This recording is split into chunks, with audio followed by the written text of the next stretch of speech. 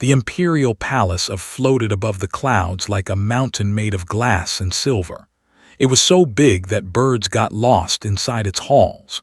It was so old that even the oldest aliens had forgotten who built it. And it was so beautiful that visitors often cried when they first saw it. But never cried when she looked at the palace. She had stopped crying 3 years ago. She was on her knees, scrubbing the black stone floor with a brush that had worn down to almost nothing. Her hands were red and cracked. Her back hurt. Her knees had bruises on top of older bruises, but she kept scrubbing because that was what humans did in the palace. They cleaned. They served. They stayed invisible. Was 24 years old with black hair that she kept tied back and dark eyes that she kept pointed at the ground. She had learned very quickly that looking at a directly was considered rude. A human looking at a noble was considered criminal. So she had mastered the art of seeing without looking, of knowing where everyone was while appearing to notice nothing. They walked past her like she was furniture. They were tall beings, almost 8 feet high, with silver skin that shimmered like water under moonlight. They had 4 arms and eyes that glowed soft blue. Their voices sounded like singing even when they were angry. They were beautiful in the way that storms are beautiful, in the way that sharp knives are beautiful. They had conquered Earth 7 years ago. Remembered the day the ships came. She had been 17 walking home from school when the sky turned dark with vessels so large they blocked out the sun. There was no war. There was no fight. Humanity had just started sending rockets to Mars. They had technology that could crack planets in half. It was like an elephant stepping on an ant and asking the ant to surrender. Earth became a protectorate. That was the polite word for it. The real word was colony. The even more real word was farm. That took what they wanted, resources, land, people. Had been taken in the 3rd collection. Her parents had screamed. Her little brother had tried to fight. She never saw any of them again. Now she scrubbed floors. The east wing of the palace was quiet today. Most of the nobles were preparing for the Festival of Eternal Stars, a celebration that happened once every 50 years when all the moons have lined up perfectly. Had been told she would be serving drinks at the main gathering. She was not excited about this. Large gatherings meant more chances to make mistakes. Mistakes meant punishment. She heard footsteps behind her. 4 feet, not 2, which meant She pressed herself closer to the wall and kept her eyes down. The footsteps stopped. Felt a strange pressure in the air, like the moment before lightning strikes. She had felt this before, only once, when the Emperor himself had walked through a hallway she was cleaning. It was the feeling of being near something powerful and dangerous. She risked a tiny glance upward. Prince stood 10 feet away, watching her. He was the Emperor's 3rd son, and even among the beautiful he was remarkable. His silver skin had streaks of deep purple, marking him as royal blood. His 4 arms were crossed over his chest. His glowing eyes were fixed on her with an expression she could not read. But it was not the prince that made his heart stop. It was the creature wrapped around his shoulders. The void drake looked like someone had carved a dragon out of black crystal and filled it with purple lightning. It was about 6 feet long from nose to tail, with wings that folded against its body like sheets of dark glass. Its scales were transparent and could see energy pulsing through it like blood through veins. Its eyes were the worst part. They were not eyes at all. They were holes, gaps in reality. Looking into them felt like looking into a place where nothing existed. Had heard stories about void drakes. Every servant had. They were living weapons, bonded to the highest nobles of the empire. Their venom could kill any creature in the galaxy. Their fire burned so cold that it froze flesh solid. There were only 47 of them in existence, and each one was worth more than entire planets. The drake's name knew this because servants gossiped, and gossip was the only entertainment they had.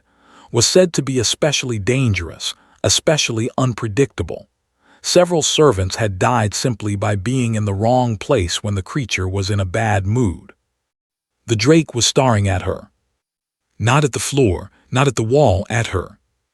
Stopped breathing. Prince tilted his head slightly. One of his hands reached up to touch's neck, a calming gesture. The drake made a sound like breaking glass and finally looked away. The prince said nothing. He simply walked past her and disappeared around a corner. Stayed frozen for a long moment. Her heart was beating so fast she could hear it. Her hands were shaking. She had been looked at by a void drake and survived. That was more luck than most humans got in a lifetime. She went back to scrubbing. But as she worked, she could not shake the feeling that something important had just happened. The way the drake had looked at her was strange. It had not been hunger or anger or the cold disinterest that usually showed humans. It had been recognition. Like the creature had seen something in her that even she did not know was there. Shook her head and pushed the thought away. She was a servant. She was nobody. She was furniture. Whatever she thought she had seen in that moment was just her imagination, just the desperate hope of a conquered girl looking for meaning in a meaningless existence. She was wrong, of course. But she would not find that out until tomorrow, when everything changed. The Festival of Eternal Stars was the grandest event had ever seen. The grand atrium was a room so large that it had its own weather. Clouds formed near the ceiling, which was made of glass that showed the 3 moons slowly moving toward each other. Fountains sprayed water that glowed with every color, and the water never fell down. It floated upward in spirals and disappeared into the clouds above. Thousands filled the space. They wore clothes that seemed to be made of light itself, shifting colors with every movement. Jewelry floated around their necks and wrists without chains. Music came from nowhere and everywhere, a constant soft melody that made feel slightly dizzy. She moved through the crowd carrying a tray of drinks. The glasses were crystal, the liquid inside them blue and sparkling. She had been told not to spill a single drop. She had been told that the punishment for ruining a noble's outfit would be severe. So she walked carefully, keeping her eyes down, making herself as small as possible. Other servants moved through the crowd too. She recognized some of them. There was a woman about her age who worked in the kitchens. There was Old, who had been in the palace longer than anyone and knew every secret passage. There was Young, barely 18, who still cried at night when she thought no one could hear. All humans, all invisible. The night went smoothly for the first 2 hours. Served drinks, collected empty glasses, and avoided the careless elbows and shoulders of nobles who did not bother to notice her. Her feet hurt. Her arms ached from holding the heavy tray, but she was surviving. Then she saw Prince. He stood near the central fountain, surrounded by a group of admirers. His void drake was coiled around his shoulders as always, but something was wrong. The creature's head was moving back and forth, its empty eyes scanning the crowd frantically. Its wings kept half opening and closing. A low sound came from its throat, like glass being scratched. Had spent enough time around animals on Earth to recognize the signs. Was stressed. The noise, the crowd, the constant press of bodies was too much for the creature. It was looking for threats everywhere and finding them nowhere, which only made it more agitated. She should have walked the other way. She should have found a different path through the crowd. But there was no other path. The nobles had formed a wall around the prince, and the only route to the kitchen was directly past them. Took a breath and started walking. She was almost past when someone stepped into her path. Lord was a young noble, maybe 100 years old, which was young for a. He was known among the servants for his cruelty. He liked to trip humans when they carried heavy loads. He liked to pour drinks on them and then punish them for being messy. He liked pain that he did not have to feel himself. His blue eyes found and he smiled. She tried to step around him. He moved to block her. She tried the other direction. He blocked her again. The nobles around him laughed. This was entertainment to them, a human trying to do her job while a lord played games with her. Kept her eyes down. She said nothing. She had learned long ago that words only made things worse. But Lord was not satisfied with her silence. He wanted a reaction. He wanted fear or anger or tears, so he gave her a reason to react. He slammed his shoulder into her as hard as he could. Flew backward. The tray left her hands. Crystal glasses shattered on the floor.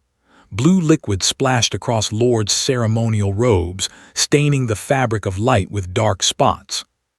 The music did not stop, but somehow the silence felt complete. Lord looked down at his ruined outfit. His face twisted with rage. Not real rage, new, performed rage. He had wanted this to happen. He had planned it. His lower right hand swung before she could brace herself. The blow caught her across the face and sent her sprawling toward the central fountain, toward Prince, toward. The Void Drake had been watching the whole thing. Its agitation had reached a peak. When came flying toward it, the creature's instincts took over. It struck. The crystalline tail moved faster than its eyes could follow. She felt a sharp pain in her forearm, like being stabbed with an icicle. She looked down and saw the drake's stinger buried in her flesh, saw purple venom pumping through the transparent spike and into her veins. Pulled back and saw the venom spreading under her skin. Purple lines crawled up her arm like rivers on a map. The entire atrium had gone completely silent now. Even the floating water seemed to pause. Had heard the stories. She knew what Void Drake venom did. It crystallized the blood. Victims died in 60 seconds, frozen from the inside out. There was no cure. There was no survival. No species in the galaxy had ever lived through a Void Drake sting. She waited for the pain. She waited for the cold. She waited for death. 60 seconds passed. Then 90. Then 2 minutes. Prince had been reaching for something at his belt, probably a communicator to call for body removal. He stopped. His glowing eyes went wide. Looked at her arm. The purple lines were fatting. The puncture wound was closing. And the venom, the deadly, impossible venom that had killed thousands of beings across the galaxy, was simply disappearing into her bloodstream like water into sand. She felt strange, warm, tingly, but not dead. Very much not dead. Stood up slowly. Her legs were shaking. Her heart was pounding. Every eye in the atrium was fixed on her, thousands of glowing blue orbs staring at the impossible thing that had just happened. She looked at the stinger wound. It was already just a faint mark, barely visible. She looked at Prince. His face had lost all expression, which somehow made him more frightening. She looked at. The Void Drake was staring at her again with those empty eyes, but this time understood what she saw in them. Not recognition. Respect. Bowed because she did not know what else to do. Her voice came out steady even though everything inside her was screaming. I apologize for the disturbance, Your Highness. I will clean this immediately. Nobody moved. Nobody spoke. Nobody breathed. The human maid had survived the unsurvivable, and nothing would ever be the same again. Had never been inside the Imperial Medical Wing. Servants who got sick were not treated here. Servants who got sick either recovered on their own or they were replaced. The medical wing was for important people, for nobles, for beings whose lives had value. Now she sat on a floating platform in the center of a room made entirely of white light. Machines she could not name hummed around her. Screens showed images of her body from the inside, her bones and blood and beating heart displayed for everyone to see. There were many people watching. Doctors surrounded her, their 4 hands moving across holographic controls. Scientists argued in the corner, their voices rising and falling like waves. Guards stood at every door, their weapons ready, as if might suddenly attack. And at the far end of the room, separated from everyone else by an invisible wall of authority, stood the Emperor.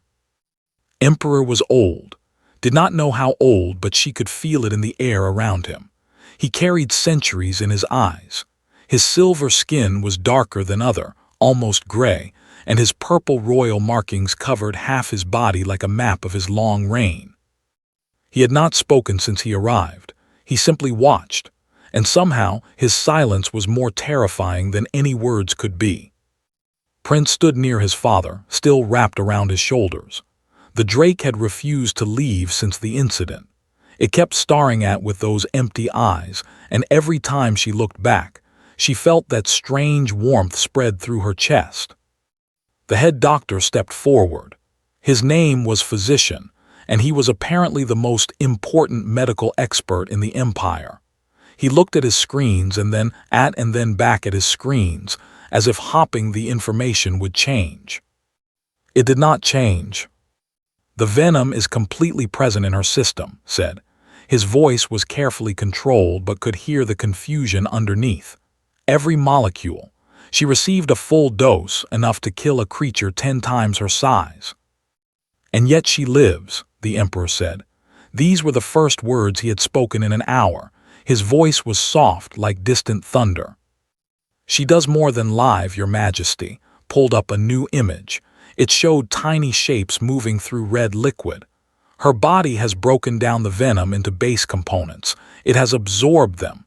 It has used them." "Used them how?" Hesitated. "To make itself stronger.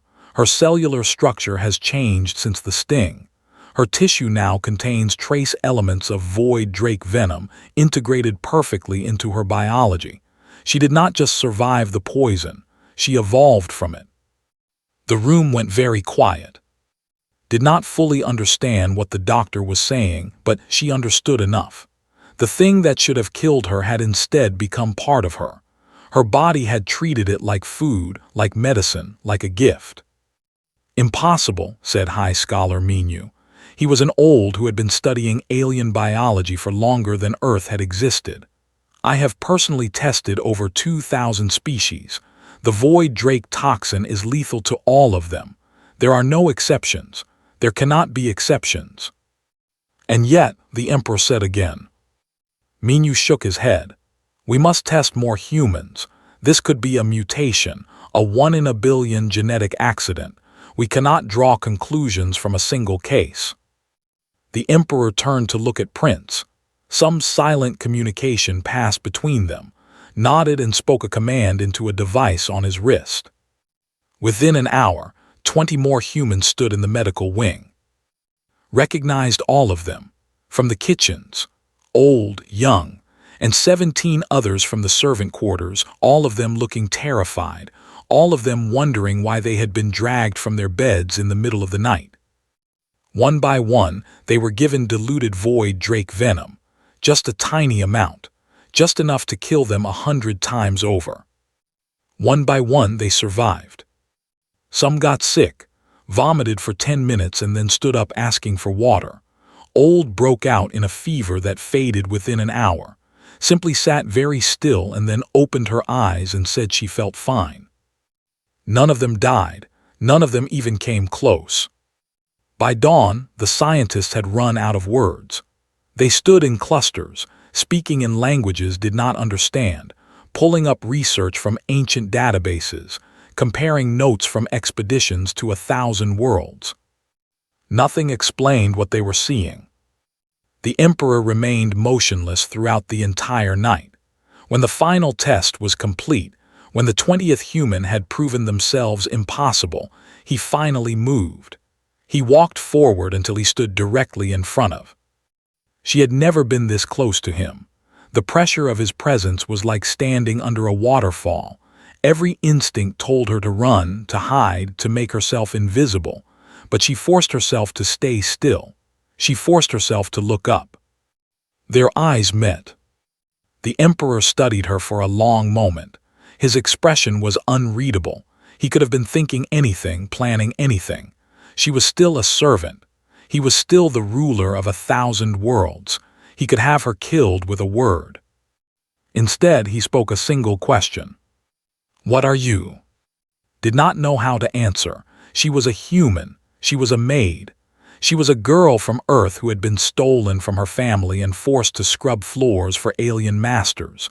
She was nothing special. She was nobody.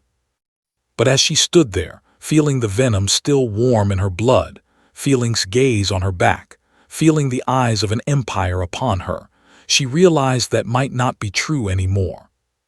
"I do not know, Your Majesty," she said honestly, "but I think we are about to find out." The emperor almost smiled. It was a tiny expression, gone as quickly as it appeared. "Yes," he said, "I believe we are."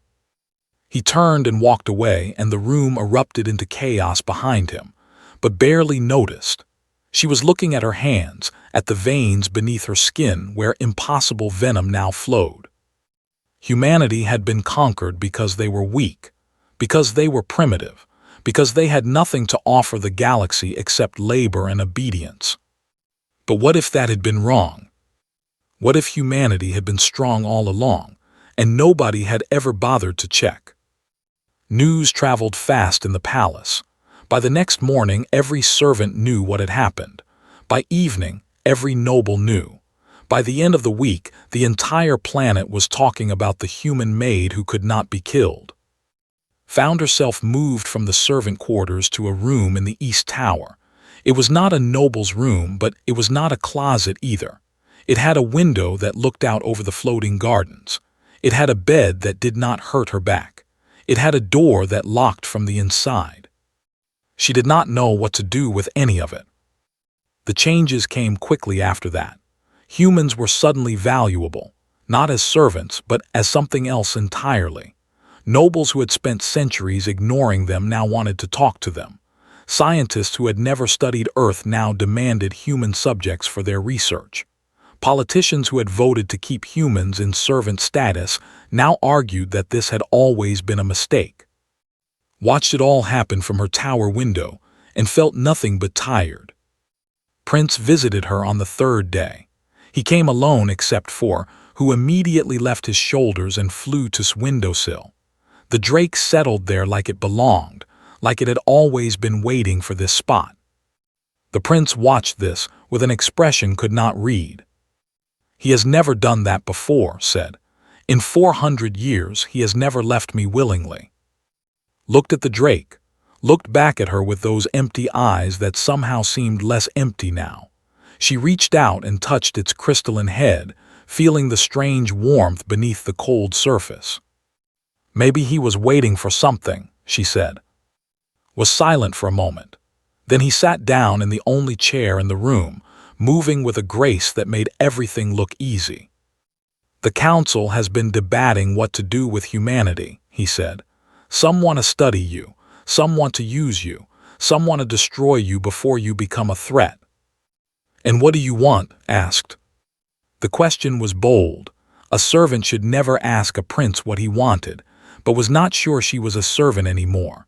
She was not sure what she was. Considered the question seriously. "I want to understand. My people have ruled this galaxy for 10,000 years. We have conquered species that could destroy stars. We have defeated enemies that could bend time.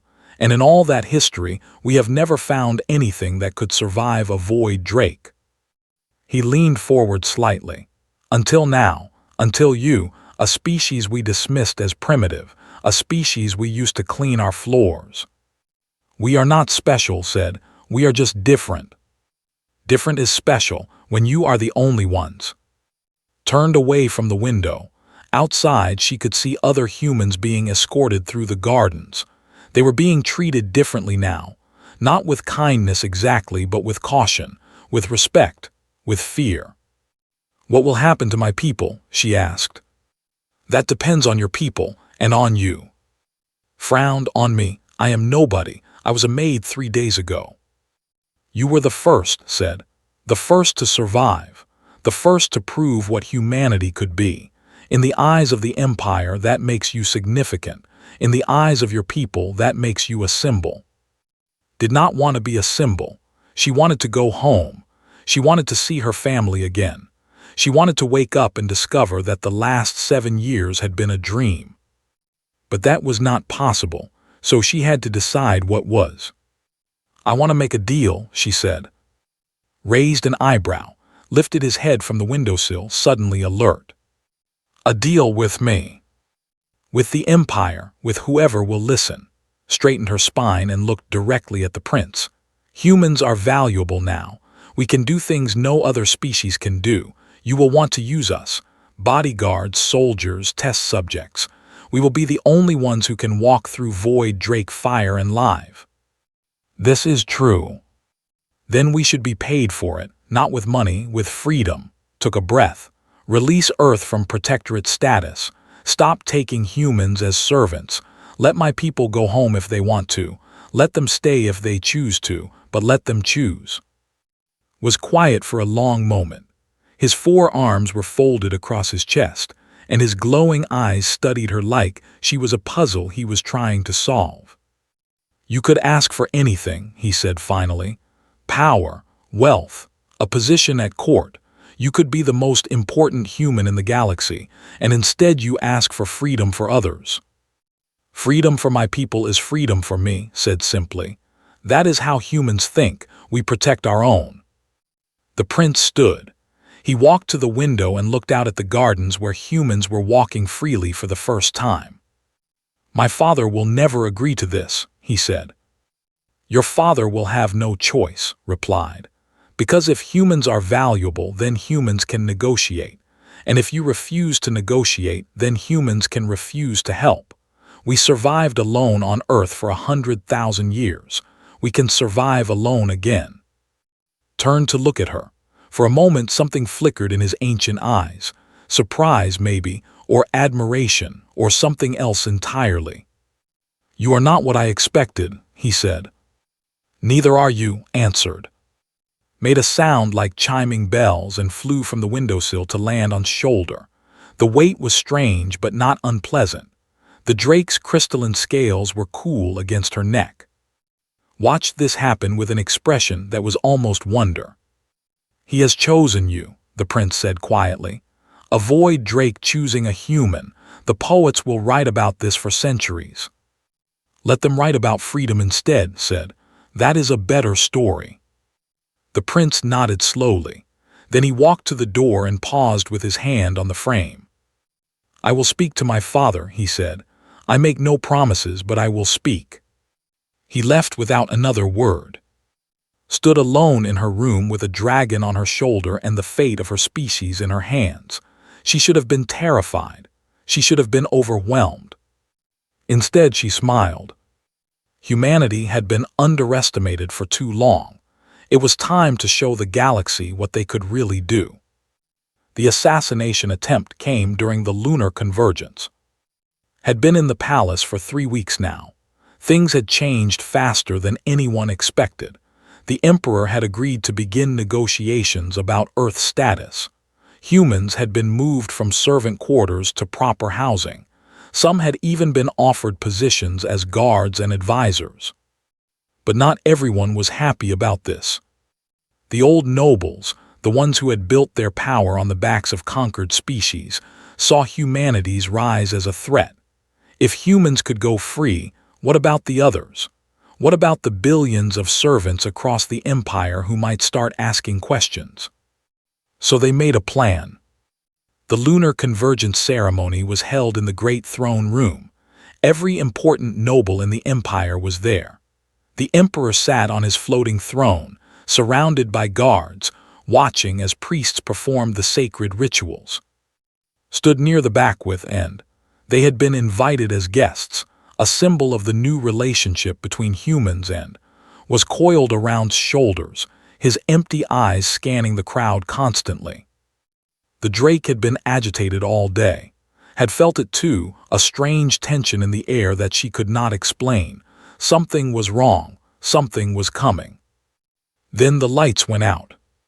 For 3 seconds the throne room was completely dark. When the lights returned, everything had changed. 12 void drakes hung in the air above the crowd. But these were not normal drakes. Their eyes were wrong, glowing red instead of empty black. Their movements were jerky, mechanical, wrong. Metal devices were attached to their heads, blinking with cruel light. Neural overrides. Had heard whispers about them. Forbidden technology that could take control of a bonded drake and turn it against its master. Someone had turned the Empire's greatest weapons into tools of murder.